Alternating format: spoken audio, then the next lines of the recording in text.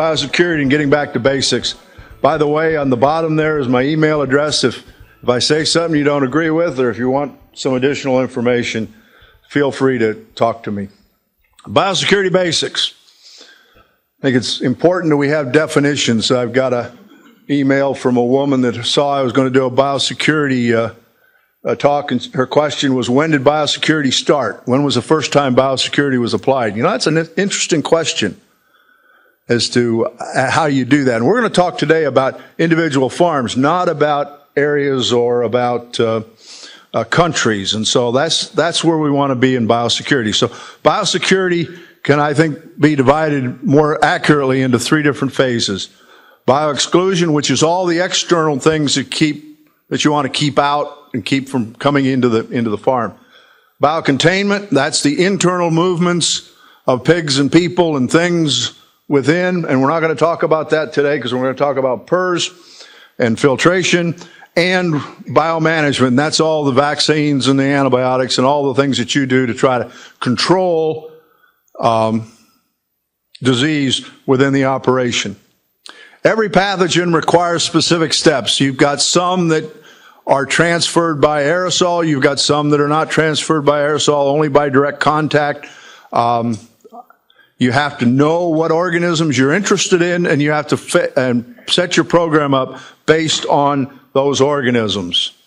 You want to work to minimize the spread of the disease. And I emphasize the word minimize, because there's no place that we're going to guarantee with biosecurity that you're not going to have an organism in the wrong place. They're just like weeds. It's going to happen.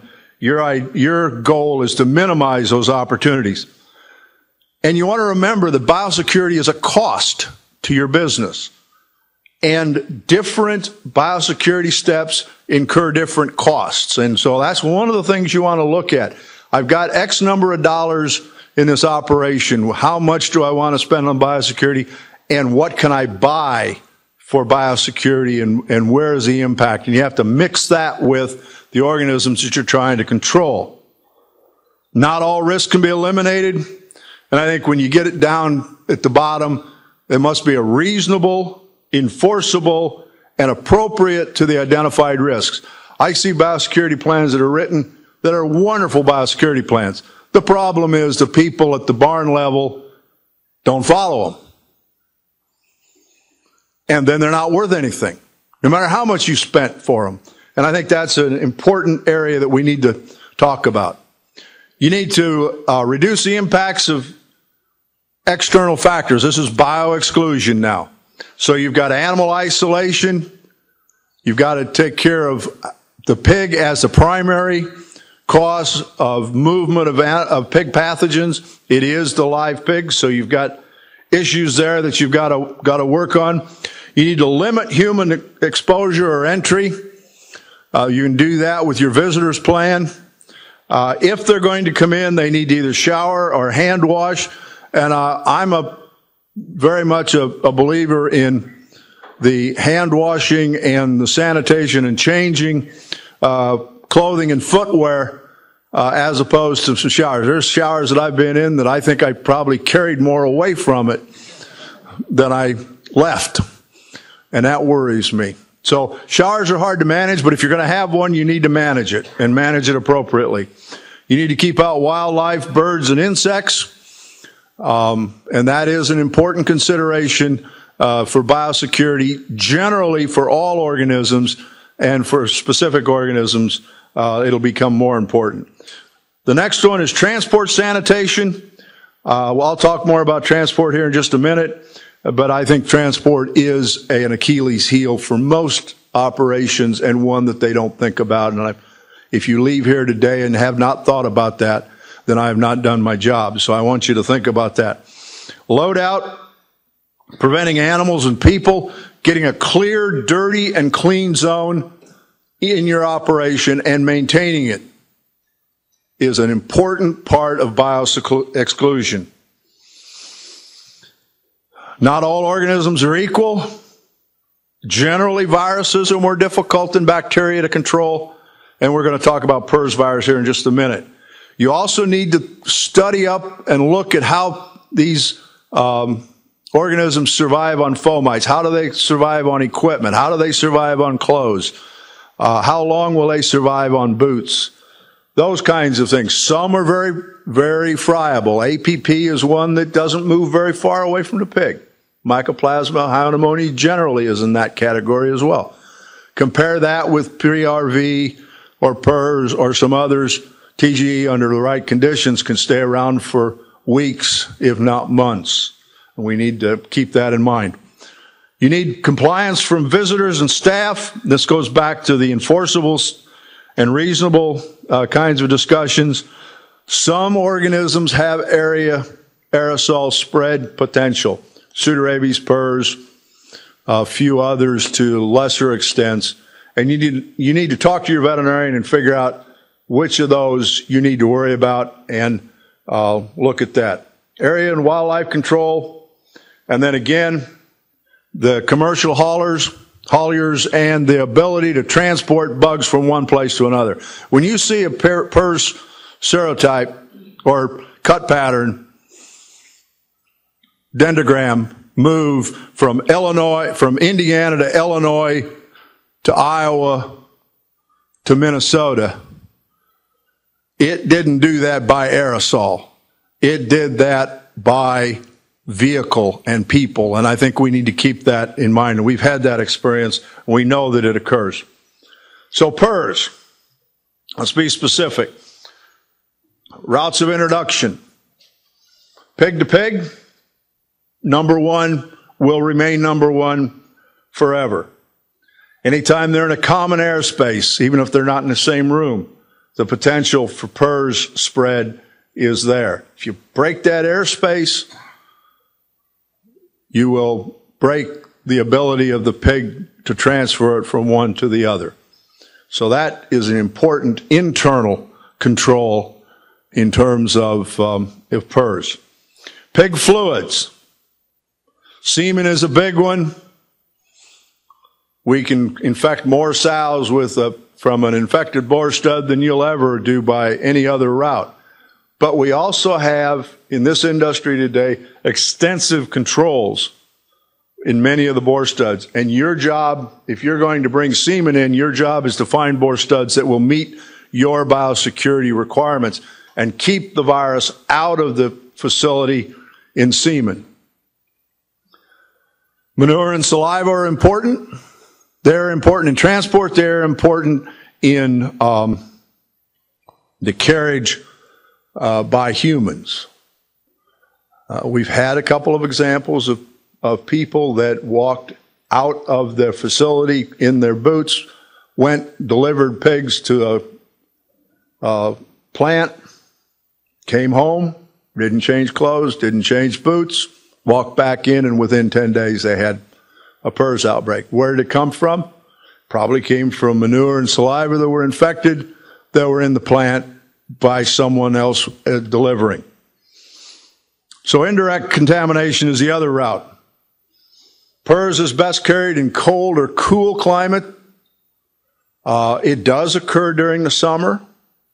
There are outbreaks throughout the year, but it predominantly is in the cooler, cold parts of the year in the northern parts of the United States. It needs moist environment, so the days when you have a light fog or a very heavy environment will be a day when PRRS is more likely to spread. And why is that? Because it can stay moist.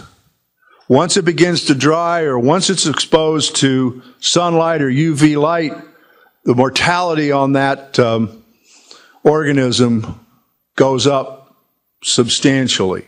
And therefore, the ability of it to survive, to move from place to place, is less. So you want to remember cool, moist, foggy days in this part of the world are opportunities for PRRS to move. And anytime you have an environment, be it a piece of equipment or a box that's gotten wet on the bottom, any of those kinds of things will carry PRRS from one place to another. And it will keep it alive long enough that the chance that it will run into a pig or run into a pig's environment are enhanced. And those are issues that you have to think about, particularly when you get packages in the winter off the UPS or the FedEx truck or even out of your own truck. How are you going to break that relationship and keep it away? Humans are certainly mechanical carriers, but they're not long-term carriers. Overnight, a shower, clean clothes, and you don't have a problem. Remember that in many of the research facilities, like National Animal Disease Center and the like, they move from room to room, infected room one and a control in another. And how do they do that? They shower and change clothes entirely from one room to the next. So you don't have to have a 24-hour or 48-hour downtime. You have to have a break where you get the hair and the hands and the face and the body clean and you put on clean clothes. If you can do that, then humans don't become a problem. Fomites are any inanimate carrier. So that's equipment, that's the manure haulers. I don't have an answer for that one, but you need to be aware of people that come in for contract manure hauling and how does that impact on what goes back into your pits. You need to think about that in terms of your biosecurity. Trucks, in my mind, are the major issue. Other animals can be carriers, although not generally. Now, if we were going to deal with Joe, when we dealt with pseudorabies, everybody said the coon did it. Well, every farm's got coons. So just because you saw a coon and you got pseudorabies didn't necessarily mean the two were related.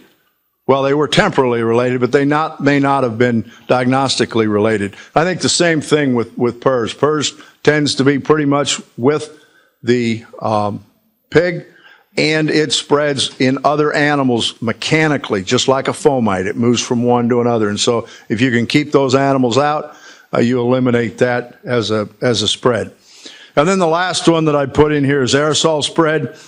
It's controlled by local conditions. It is an important spread in some geographic areas. If you're in a county where you're 3 miles away from any other pigs, aerosol may not be your highest priority. And I'll try to explain that why in just a minute. So vehicles. Again, I'm going to say this. If I don't leave you with the idea that vehicles are something you ought to rethink in your terms of your biosecurity plan, I want you to rethink in your biosecurity plan. There should be only clean vehicles. Unfortunately, clean is relative. And it depends a little bit on you, and it depends a little bit on the trucker. And quite frankly, in Iowa and Minnesota, it depends quite a bit on the weather as to how clean you can get things. But you should always strive for a clean vehicle. And that generally people think about that in the trailer. I want you to also think about it in terms of the driver. There should be a clean and dirty area within the driver's compartment as well. I'm amazed at people who allow a driver to pull in with a clean trailer, back up to load, and then have them go to their boot box and pull out a pair of boots that most likely they had worn to deliver pigs to the packing plant on their last trip, and consider that they've got a biosecure facility. You've got to have some rules for drivers. There's got to be a clean area, and you have to enforce that as well as asking for that clean trailer. So driver requirements become part of your biosecurity plan, and if you're not thinking about that, I think you should. Trucks should not cross paths with internal traffic.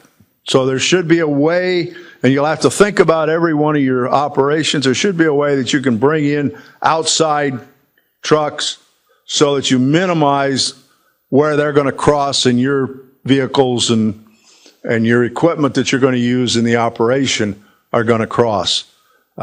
Not a high risk, but it is a risk nonetheless. And it always has to be enforced. The first two, you have to enforce them. You may fire some people in order to enforce it, but you do need to enforce it because it's your operation at risk if something gets tracked in by a truck. All right, aerosol spread. Here are three things you got to have.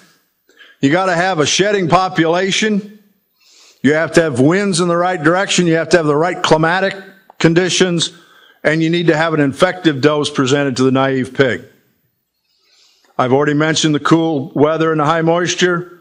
There are topographical issues as well. Flat land without any trees or without any buildings will carry a plume farther than will rugged or with a tree-lined interior. And so every site's going to be different, and you need to look at that in terms of your activities. Trees will break it up. Water and lakes will allow it to spread for much, much farther. So there is no magic distance that PRRS virus is going to go. Risk is proportionate. In terms of filtration, and this is where I'm coming down, do the other things first. Make sure that you've covered the pig. Make sure you've covered the people. Make sure you've gotten your holes plugged in terms of fomites and in terms of transports. And once you have all of those things done, then look at the costs and the likelihood that you need to filter. Ultimately, after you've done all these things and you've looked, and biosecurity is a layered operation, you do one thing for one organism, another for another, and then some you match up for all of them. But eventually you get down to where I'm still looking at PRRS and I'm still worried. And do you filter or not? I think in some respects, if you've answered all the questions that we've talked about in terms of location, in terms of risk, in terms of costs, and Brian will talk about costs and applications here in just a minute. If you've done all of those things and you still can't sleep at night, filtration may be appropriate. For many operations where they're not in a hog-dense area, where you're not in Washington County or Sioux County or Martin County, Minnesota, or Duplin County, North Carolina, where maybe you're someplace in Kansas or Missouri, filtration may be farther down on your list of things to do, and I'd encourage you to think about it in that regard.